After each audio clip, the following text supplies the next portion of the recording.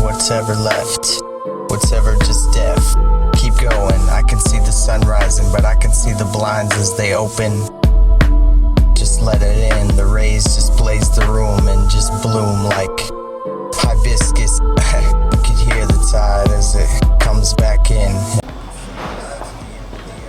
So hi Jason. Good evening, Merge. How are you? Alright, I'm good. So finally, after so long, we're now starting our project that we talk about, rebuilding the world.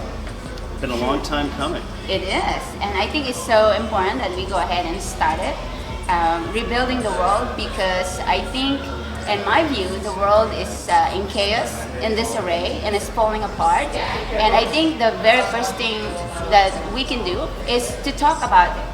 Talk about the issues that are so important. That's what's going on. And so with this project, we'd like to talk about, for example, the presidential election that is coming up. I think that is so important. Don't you think so? You know, the presidential election, we're talking, this is, November of next year. And I think it is interesting because who has not entered the presidential race right now? Everybody seems to be entering the presidential race based on merit of one form or another, and I think it's important to see who's going to be the next leader of the free world, and are they actually going to be able to help get the United States and lay the foundation for getting us out of disarray. Right. Because it just seems that over the past 8 years, really, big picture, very little has been done to get us out of this hole. Right, and even we're talking about our economy or our standing in the world. I mean, I think really the next president of the United States should have a very strong presence, and also the ability to look beyond, it's like globally. I mean, the strength globally, our standing in the world is so important. If we are weakened, our position is weakened, everything goes in disarray and chaos. But I look at the next president of the United States as also being somebody who understands where we are as a country. We talk often about jobs. We talk often about economies. We talk often about health benefits, Obamacare, so on and so forth. And the great big picture is, who is this serving? I think part of the challenge is, when we have a president, the main focus is, okay, I'm president now, what do I need to do in the first 4 years to get elected and keep my job for the next 4 years? And then after that is, what do the people want? What are the tough issues that I can dance around for another 4 years? And I want somebody who's not going to do that. Somebody who's just not going to be pig-headed, not worry about what's going to happen the next 4 years. Somebody who's going to improve the real issues. Because at the end of the day, I need somebody to fix something now, not in 6 years and lay the groundwork for somebody else to dodge around for another 6 years. Right. We're not going anywhere.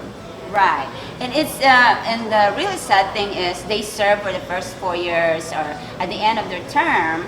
Sometimes it's the legacy that's important, and I think you lose, what you're voted for. I mean, that's the sad thing about it. It's every action and every decision is about, okay, what's my legacy, and I think it's a legacy point, and that doesn't help. The America at all. And when you've got somebody who's focusing on their legacy, is their job to focus on their legacy, or is their job to focus on what they were actually hired by the American people to do? And over the next year and a half, I don't even know how many people have thrown their hat into the presidential ring at this point, 16? Right. How many people are throwing their name in there to be part of the toughest job interview in the world? And this is what politicians seem to forget. And when I talk about politicians, they don't realize that they are actually asking for people, the American people, to hire them to perform a job with certain criteria. And that's something that's just not getting done. It's all about, how will people remember me? And that is baloney. I don't go to a job today and say, hey, when I leave this job, how are people going to remember me? I go to a job to perform based on what I was asked to do. So part of this project is later on we're going to brainstorm one at a time, and maybe we'll come up with somebody who is capable of leading this country and the world. Because I really believe that strong leadership from here at home, and then also our foreign policy will, it's going to be very important. Our foreign policy, do we even have a real foreign policy? right now. I mean, I question what the words foreign policy mean in a sentence right now, because you're right, it's a sticky issue. It is. And as I continue to watch this country fall apart brick by brick and seem to just go into some sort of abyss, I want somebody who is going to do the job they were hired to do and have a real foreign policy. Right. But where's the outrage? Where's the voice of the American public? I mean, I'm sure that they are not blind and deaf on what's going on in this country and the world. So I think that's why this conversation is so important. And I would like, I'm hoping that we can have people join our conversation, whether it is, Without a doubt. And I want people to not be afraid to stand up or to say, hey, they're anonymous. In today's society, you've got social media, you've got blogs, you've got regular newscasts, you have traditional media. But for crying out loud, there's so many people, so many great thoughts and opinions, and so many candidates now. They need to be heard. And the candidates need to actually be paying attention, because here's the thing, Mr. and Mrs. I'm running for president. You have a lot of people who are interviewing you for a job. There's a lot of people who have questions for you, and you need to provide answers. And the answers are not going to be just some babbling baloney. The answers need to be real, and they need to be backed up, or you lose your job.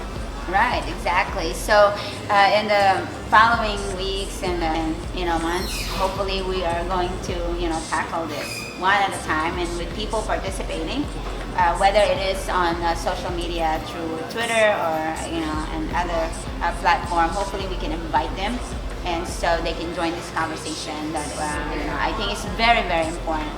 Another thing, I want to talk about the Iran deal. This is. Yes. Let's talk about the Iran deal. Deal. So, because I think this is also one of the important issues happening, that could have a great impact on maybe our economy, our security, and to me that is a very important issue. So, what did we get out of the Iran deal? I mean, how is it going to help the American public or America as a whole?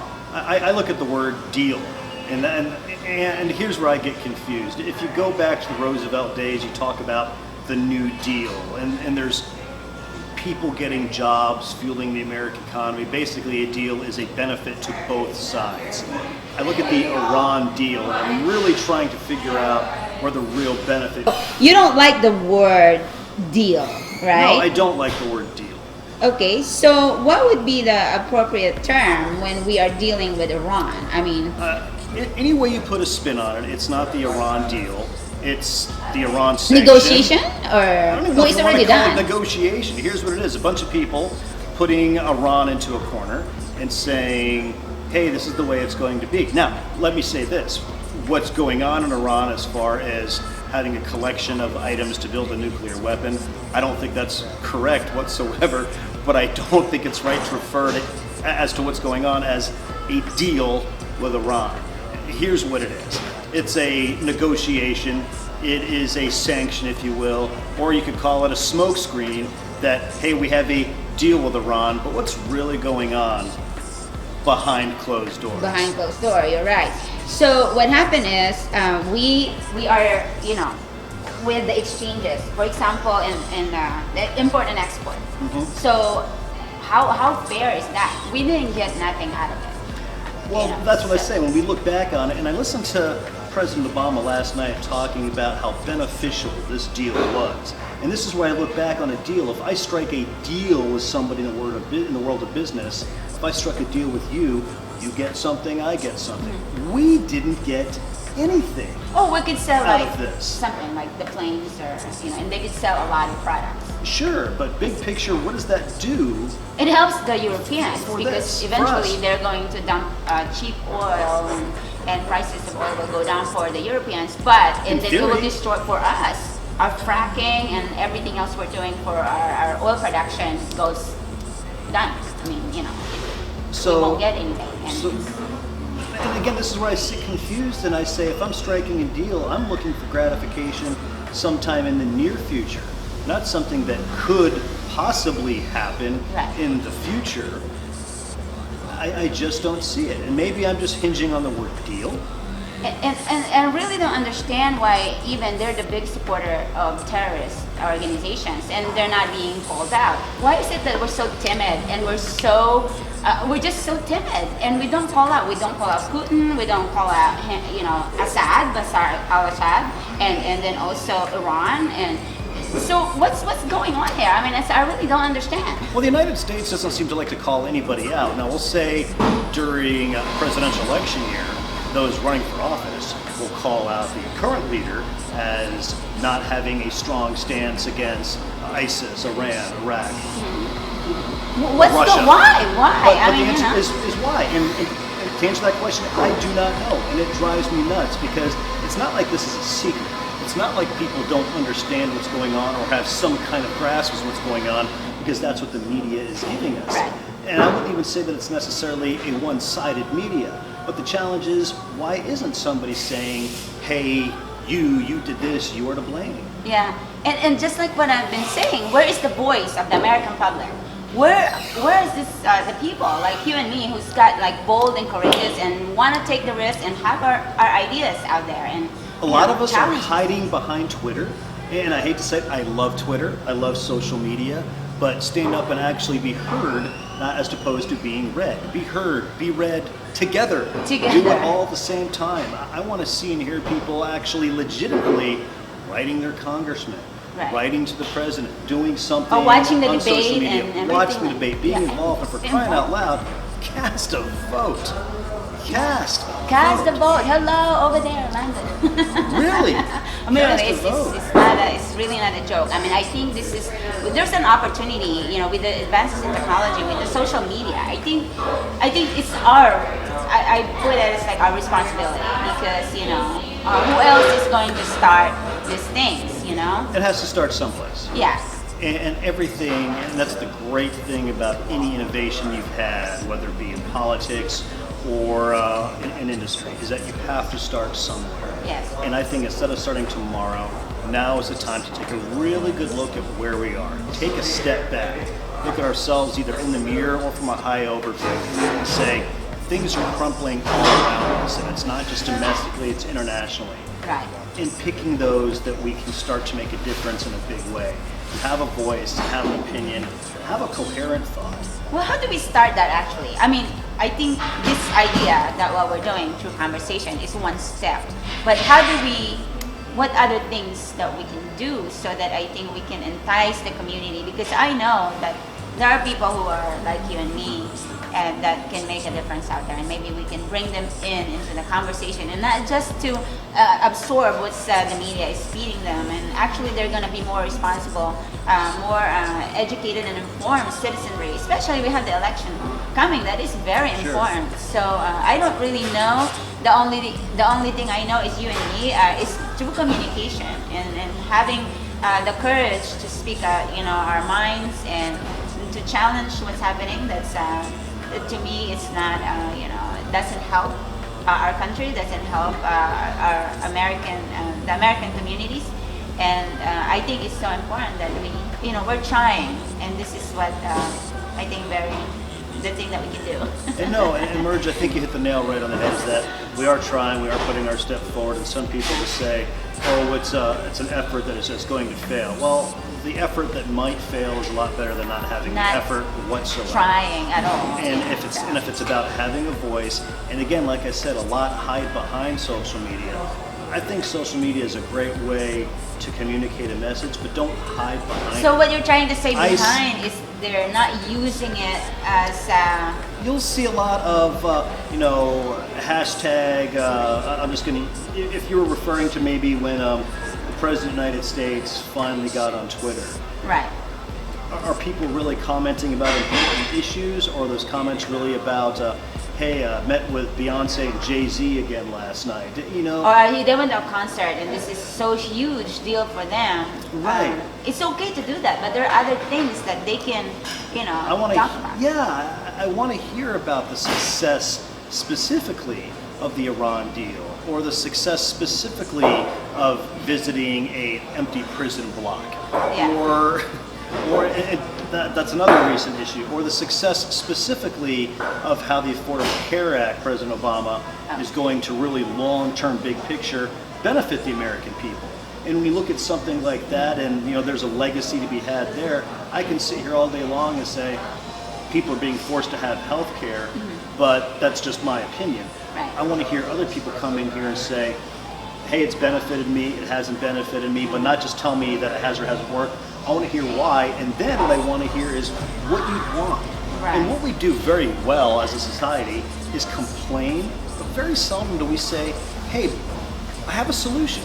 Right. And that's where I think all the solutions are coming out of a few heads who are sitting in Washington, D.C. saying, hey, we've got a solution, we're going to make everybody do A, B, or C, and we're sitting here raising our hands saying, no, that's not fair.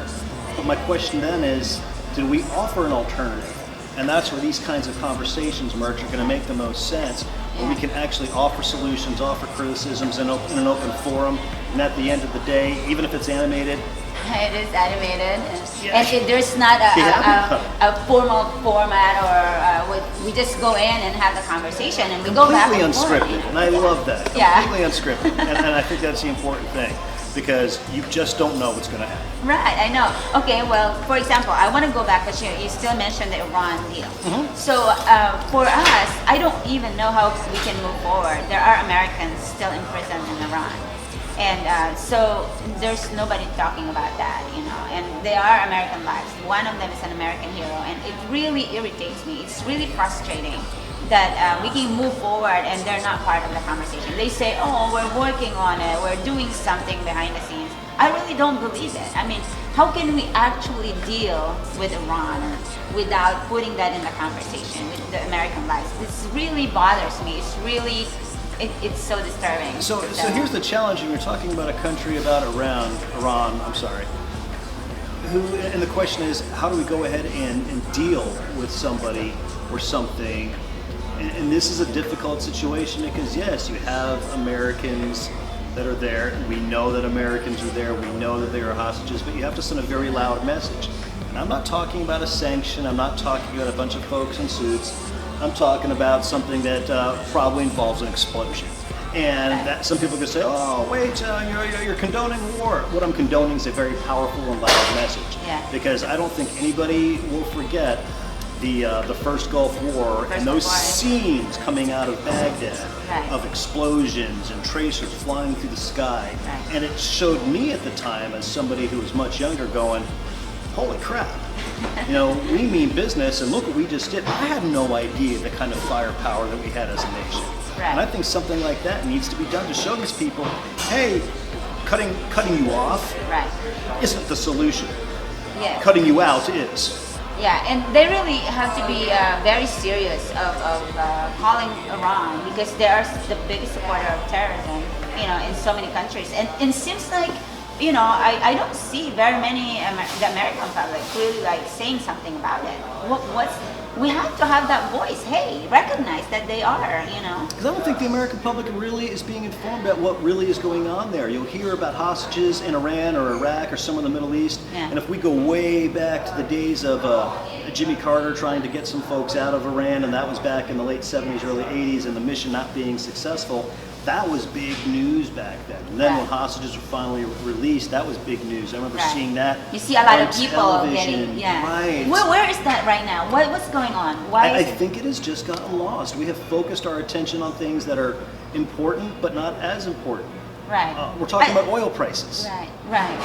And I think the sense of pride of being, Americans is kind of weakened, and that is very sad because I still believe in this country, and which is interesting that you're the one saying this. No I came here 27 years ago, and but this is my home, And I look at that, and you're right, though. I think sometimes I'm proud to be an American. You're right. It's sometimes a weekend thing. Oh, it's 4th of July. I'm proud to be an American. 3-day weekend. Memorial Day. Proud to be an American. 3-day weekend. Mattress sales. It just seems that all these things. I don't see a lot of people really waving that flag and having a viewpoint of saying, hey, I'm an American. I have free speech. I can say what I want and offer a solution. Right. And actually giving a darn about what's going on overseas. But I also think a lot of times we just don't know.